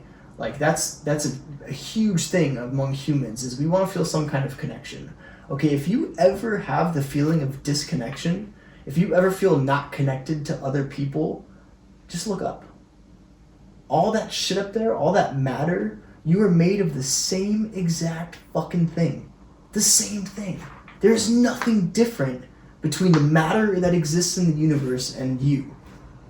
Literally. On a microcosmic scale, you are made of the exact same thing as all the matter in the universe. All the matter in this world. You are literally connected to everything. Everything. And your energy has just been formed into a physical body. A physical, living, breathing, talking, thinking, shitting, pissing body. That is what your atomic particles make up, okay? Certain atomic particles make up hard, rigid things, sturdy, stagnant things like this table and this chair that we can place our thinking selves on, okay? But atomic particles also make up far more complex things, like us, you know? So, with that being said, when you pass away, when you die, if you are energy, science has proven that energy cannot be destroyed, okay? Energy is shifted, transferred, and renewed, okay? So if we know that we are energy and we pass away, our physical bodies pass away, our energy has to go somewhere, which is where the concept of heaven or hell came from. So the idea behind the Bible and this whole stuff is to give you a moral basis on earth on how to behave, right? Like, how to act, like how to behave in society, and abide by 10 commandments: don't kill, don't steal, be respectful, things of that nature, okay? The Bible is good from that perspective. It gives you a good moral compass to abide by, and that's where religion stands strong, right? But where it fails significantly is banishing all human flaw. Where it fails significantly is stating that your flaws are a sin. Okay, the fact that you think about having sex with people is a sin. That's a bad thing. No. Okay, the fact that you watch pornography is a sin. The fact that you smoke a cigarette is a sin. All those things, tattoos are considered sins. Okay, you should not fucking, whatever the Bible says, ink your body or something, whatever. I don't know. Destroy the physical body, right? Like, these are all sins, but that's wrong. That's wrong. That's where this falls short, okay? These are innate parts of being human. Not everything you do is going to be perfect. And this is where, as an institution, religion fails. It portrays a ideology of perfectionism and a perfect way of living. And it's what the people that go there, when they're there, they act that way. But as soon as they leave, they're subject to their human flaws. Okay? So back to my point is that once we die, our ball of energy gets shifted and transferred and renewed into something different. So based on the energy that you carried with you while you were alive, whether it was positive or negative, once you die, that energy is going to go in that direction.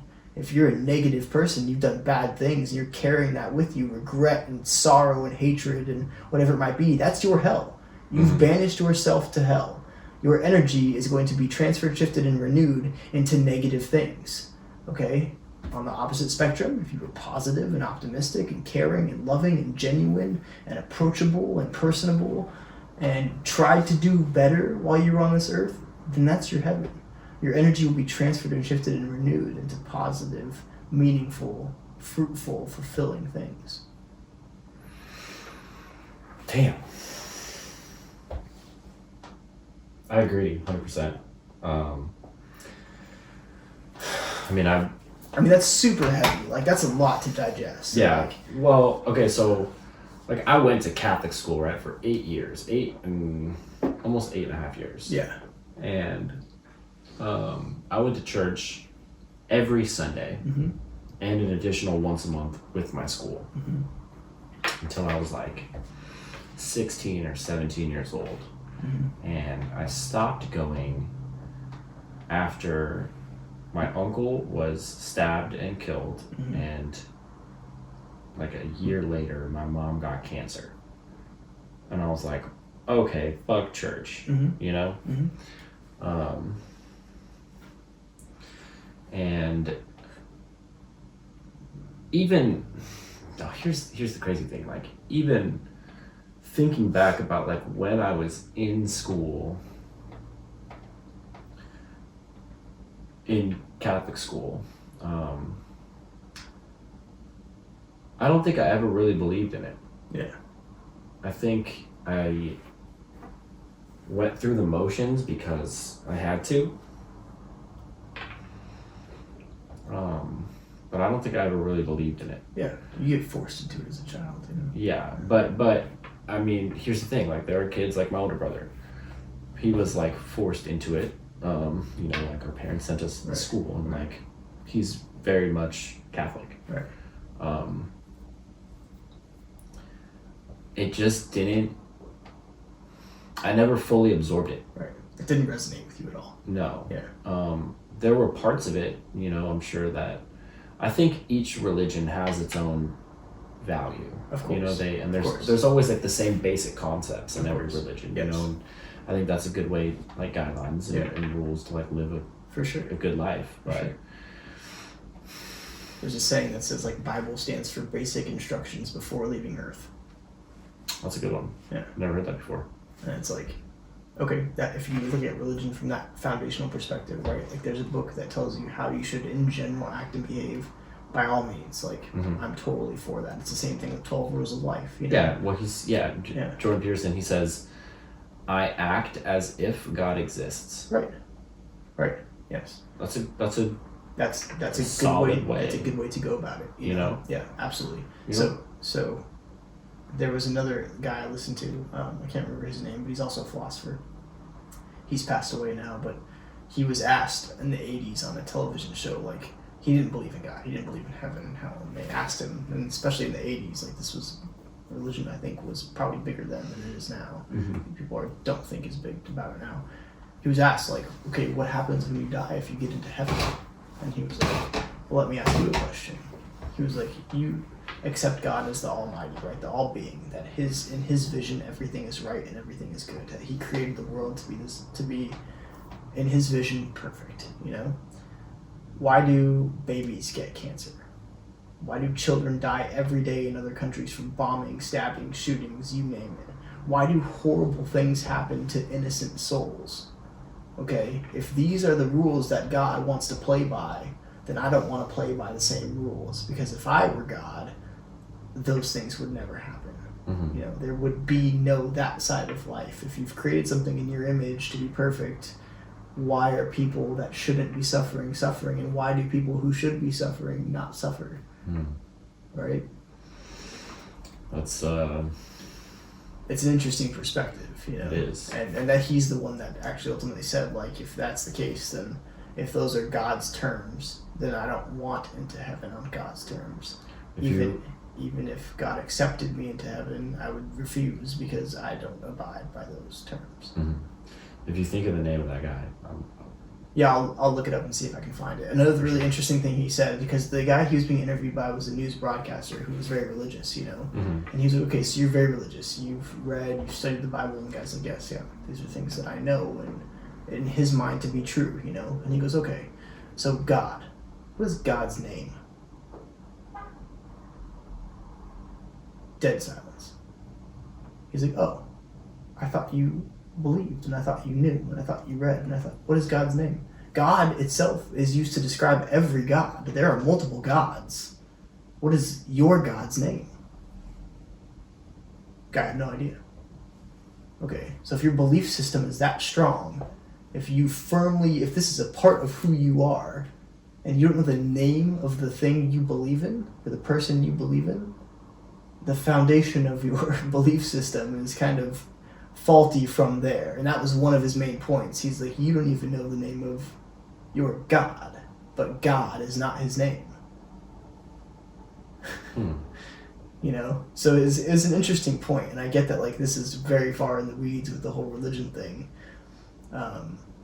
This kind of took a different path on this podcast, but that's all right. But yeah, it's interesting. So that's like you know, in AA and NA and stuff like that, like you have to surrender your will over to a God of your understanding.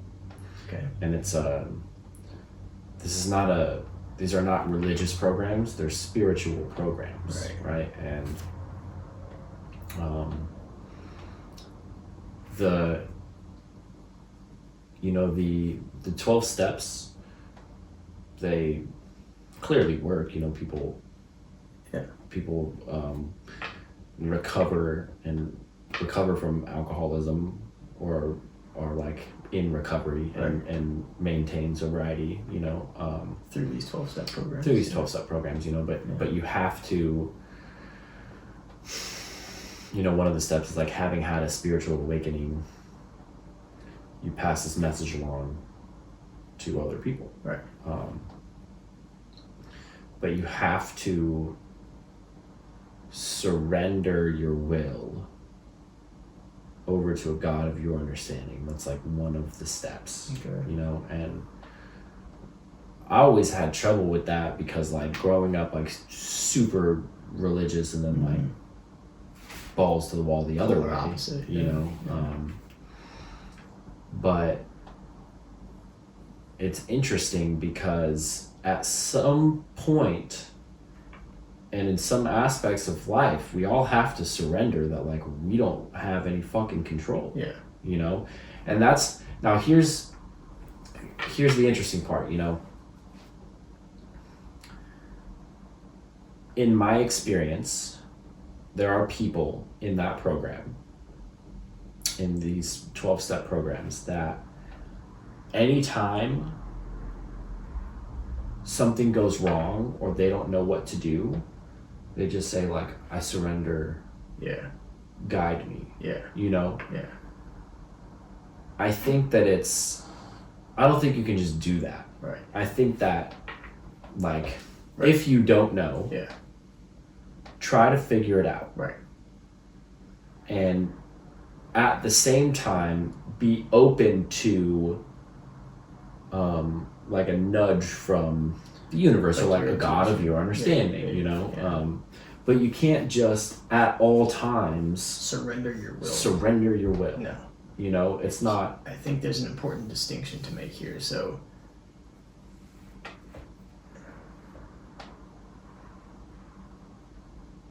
to surrender implies that at some point you are encountering resistance. Mm-hmm.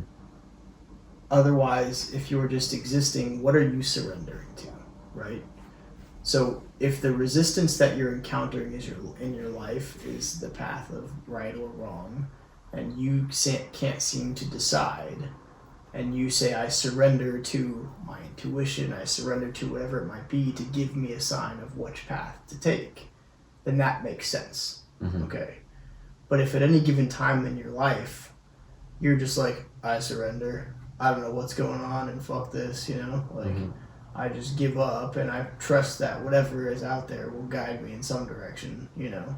That's not the way to go about it, because you're not encountering any specific resistance to surrender to. Does that make sense? Yeah. So I think that to shift the idea of like, so if you're an alcoholic, right, if you're a drug addict, that, and you can't seem to get off that, your resistance is getting off that, you know, like you're fighting trying to get off that, you know. Right. And at some point it's so taxing on you that you're like, fuck, I surrender. Like either way. I surrender and I'm going to be this way forever. I'm going to be an alcoholic and this is it. Fuck, my life is going down this path.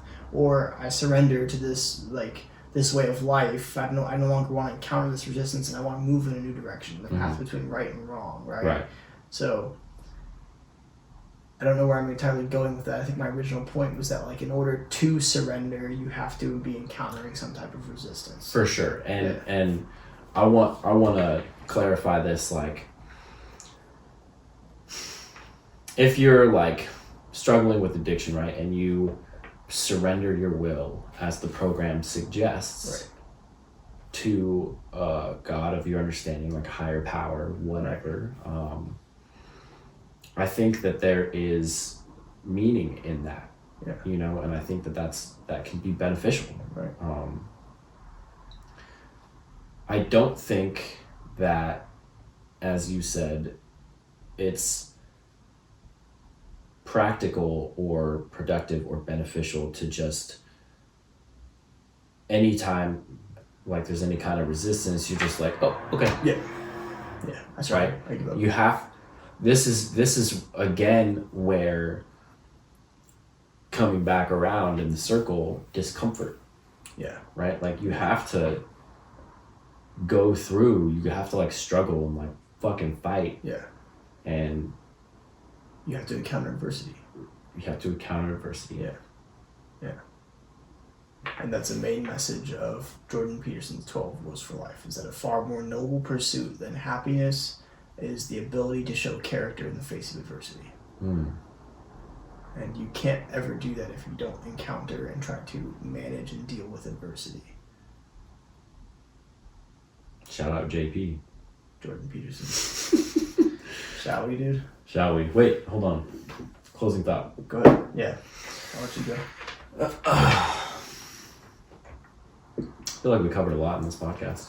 We did. I think it was a really good podcast. I 100% agree. I think this is like one of the ones where like episode 17, like at the end of it, you were like, what the fuck was that? For those of you at this point when this comes out and you haven't heard episode 17 yet, like go back and listen to it, and you're going to find some fucking similarities in like the vibe and the energy. Right. But I agree, it was fucking fantastic. Yeah, and that's been your theme for the day. You had a great one with Jeremy. I know. I was surprised, dude, because when I came over here, I was like low-key exhausted and like very low energy. Right. But then you start talking. Yeah, man. It's like there's no limit to this shit. Yeah. Okay, so my closing thought is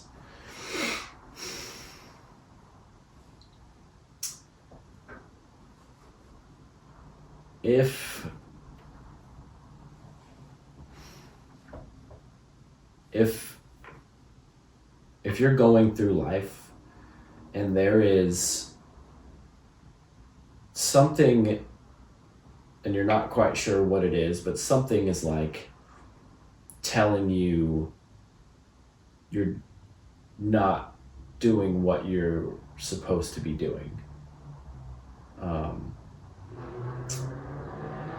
I think that you should dive face first into the unknown, and you'll figure it out along the way. I think that's a fucking solid message. Put yourself in the chaos. Put yourself in the chaos, bro. And that's where you'll learn to use your weapons. Yeah, I agree with that. I think that my thought would be so these podcasts that we have, like, we never come to a final conclusion on things. Like, we just toss ideas around and thoughts around. Okay, so the underlying thing here that we always do, no matter what topic, is we question it.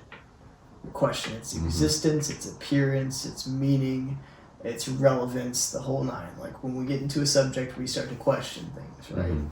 And that's what leads us down paths of different thought, right? Like, I'm not set in my ways on any beliefs of thought. And if somebody were to come in here and talk about religion and pitch it to me in an entirely new way, I could be like, oh my God, I see it that way. You know, and that makes sense to me. So there's a 2-part message here. Number 1, question everything. Everything. I don't give a fuck. Like, A spider has 8 legs. Does it? Does it? Question fucking everything, right? Okay. Everything that exists. 2, be open to everything. Be open to different responses and explanations. Open your mind to all possibilities, okay?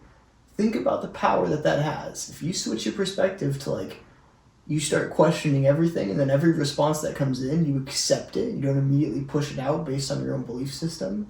Think about the things you can learn. Mm-hmm. And learning is one of the major keys to life. You should never stop learning. So my message here is 2-part. Question everything and listen to everything. Accept into your ears everything. Don't accept it all as truth, but accept it into your, allow that message into your life. Okay? Mm-hmm. No matter what it is, even if you disagree with it right off the bat, listen to it. Listen to it. Accept all perspectives and question everything. Fuck yeah. Yeah. All right, bro. Cheers. Peace out, my friends. This was awesome. Really was.